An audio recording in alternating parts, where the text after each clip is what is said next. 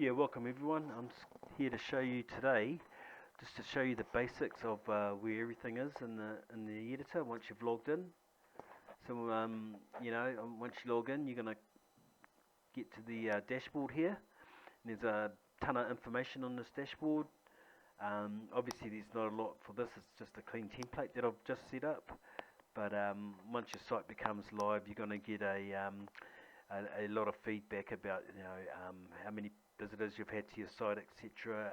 If you've how many orders you need to check, messages you might need to check, and all that sort of thing. So this is on your dashboard or on your welcome screen when you first log in. So on the left here, you've got a representation of your web pages and also your shopping cart and categories, etc. So if so these are all collapsible, so if I click on that button there, it's going to show what pages I have. So I've only got 3 pages, but one of these pages is the actual shopping cart. So what I'll do is we can preview that. So if I click on this little icon here, and then it's going to show me what my website's looking like so far. And it's got some featured products here on the home page, and just a couple of sentences. So you can, if in your products in your shopping cart area, you can define which products you might want to feature on the home page, and that's doable when you actually add the product, and you can do it also when you edit the product. So as you can see, it's pretty bland. It's got a contact page, some dummy content, and a home page. So if we go back to the CMS, so if we click on the e-commerce button, you can see where you can manage whatever sort of e-commerce cart you have. So if you have products, you're able to manage those products. So if I click on that, I'm able to edit the 4 products here. And if I click on edit, so this is the product area. So as I was saying before, where you can specify a home page featured. So if I want this product to appear on home page, which it already is, or I can select it from the promotion drop down. I can update my pricing to whatever I want, and there's more pricing control if I click on this button here. And you've got member pricing, so you can have wholesale pricing for when you log in, different prices for different members. If I just click edit product again, I can upload more images, and there's just tons of options available when you're editing a product. So so just carrying on with the e-commerce. So this button up here is your e-commerce button. So you got access for the quick access with the drop down menu here. You can set your currency and tax settings, shipping, freight, discount options, payment options. So if I click on payment options, I've really got a bank option, a bank transfer option set up here. So you can, ANZ, eGate, Byline, eWay, PayMate. There's a few options here available. Perhaps if you're just starting out, you might consider PayPal as an easy setup option. But you need to consider which payment option is suitable for your business, for when people purchase or make a purchase on your website. So that's where you would find that out. So shipping and freight is another option available here that you might want to consider. So you can have weight-based freight, or you can just set a base fee for your freight options. If we have another look here, so once you start making orders, you can view orders. So there's a couple of test orders in here, and you can manage the order as they come in. If I click on this button, then you'll see there's just a load of configuration options available in your e-commerce area. So as you're starting, you might simply just be adding a new product. So you click on add new product, and whatever it may be, it could be a general item, stock item like a t-shirt or whatever. You can also have digital documents. So if you're selling files and patterns, etc., you can set that up so that once a person makes a purchase on your site and the payment has been confirmed, then the document is automatically emailed to the buyer from there. There's also a POS, point of sales option. So I'm just thinking how I can get to that one. If I just click on that one there, and it is where is it? Here it is.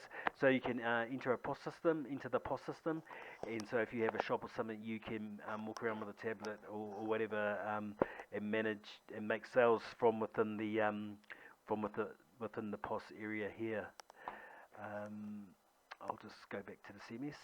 So yeah, that's a lot of configuration options available within the CMS, and so if I go to, I really want to go to customize display options, this one here.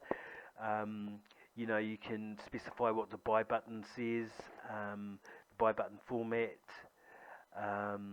where the buy button may go to, and just a lot of other options. You know, you can hide product code, show other products in category, etc.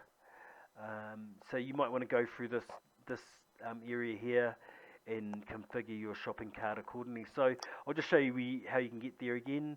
The simplest way is if you roll over e-commerce up here and just click on other setup options, and then if you click on the customized display options under display options, you'll get to this screen, and it's kind of like the main sort of base screen to set up, you know, to configure your shopping cart.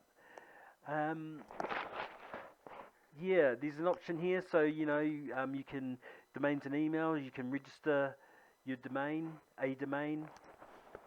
So you just simply click on search and register, and then you'll type in a domain name that you want. Domain name, I don't know, this should be available, .co.nz. Search for that. Yep. So my cool domain name is available. My cool domain name.co.nz is available, and then I have the option then to register it from here. And once you do that, you're able to, you need to fill out these details in order to continue to register the domain name.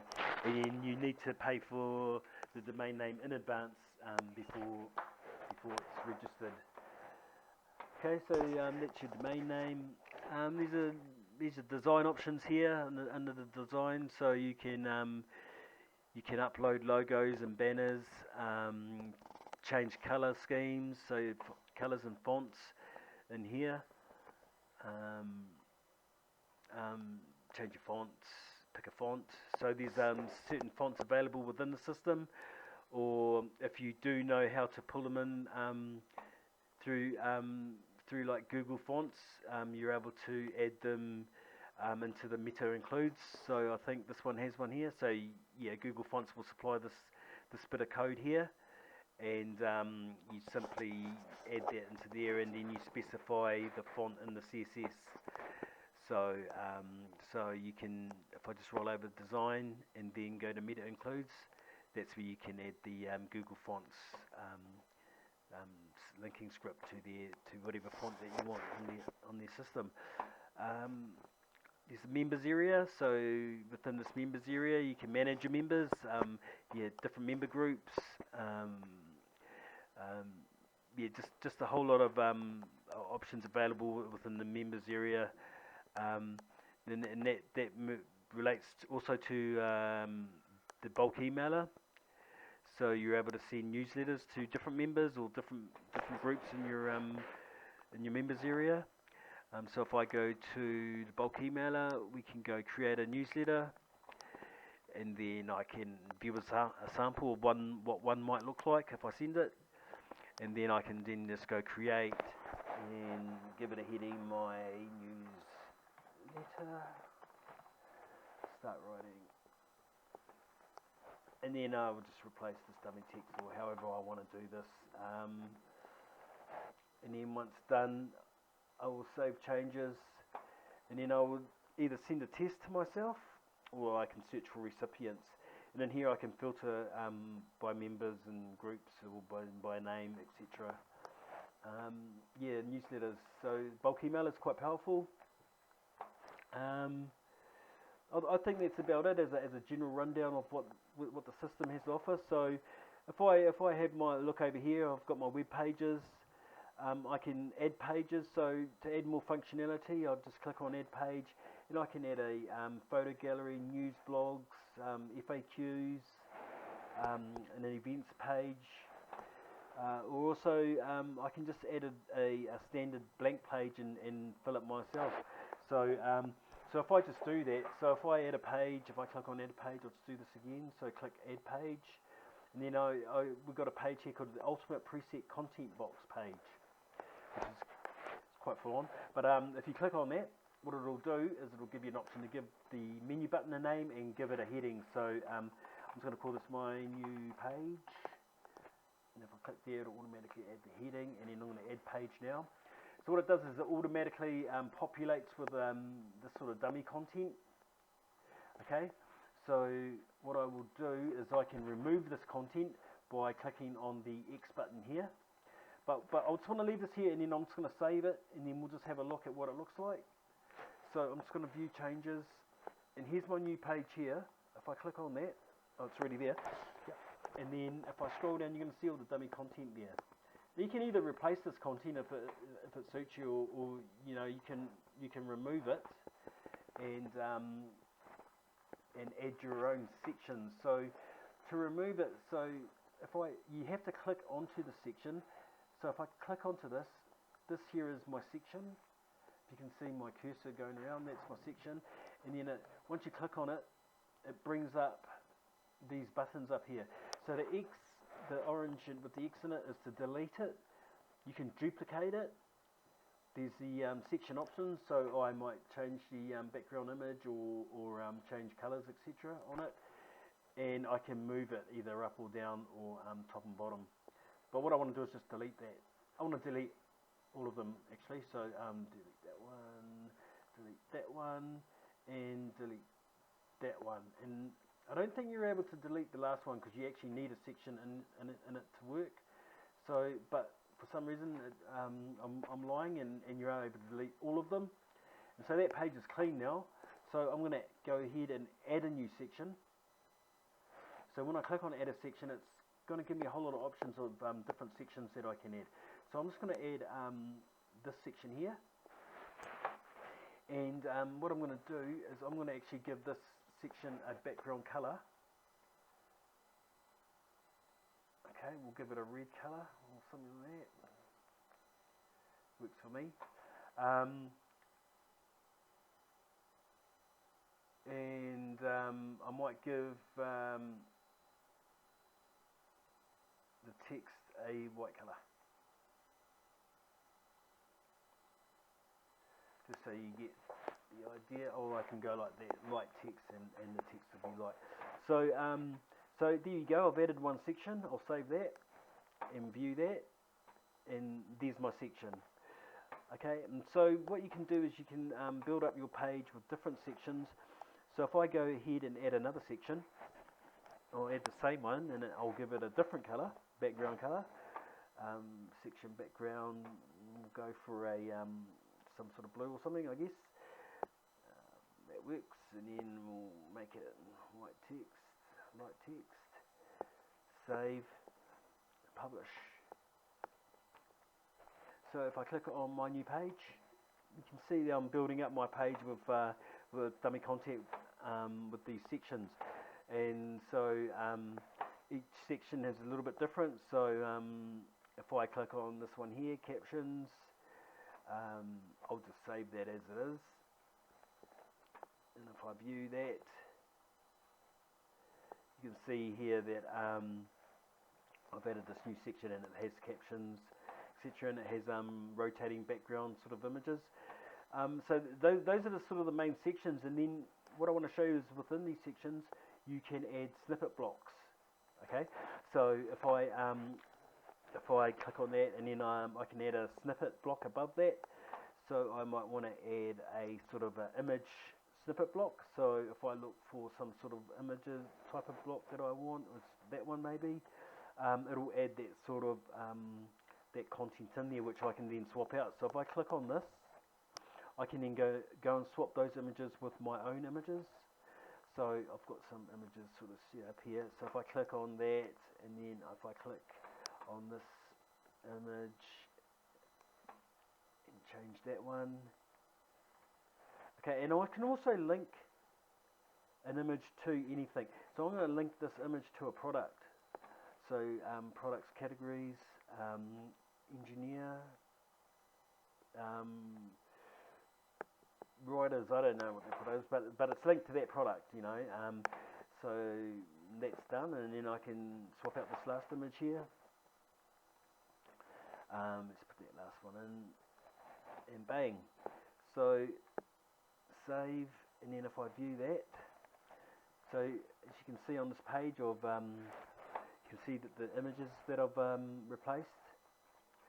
And you know, I'm slowly building this page up with my own content, even though it doesn't look so great. So yeah, there's lots of different snippets. So if you think of sections and then adding snippets within those sections, that's how we roll. So if I click on that, there's different sort of a gallery section here. So there's truckloads of different styles of sections that you can add to any page. So I'm just going to save and publish that. And if I have a look at that, you can see when I click on my page, here's that gallery snippet that I've added, and yeah, so that's how you can build up a blank page with your own content. So maybe that's how I would do my home page. You know, if I might add a new snippet and add different.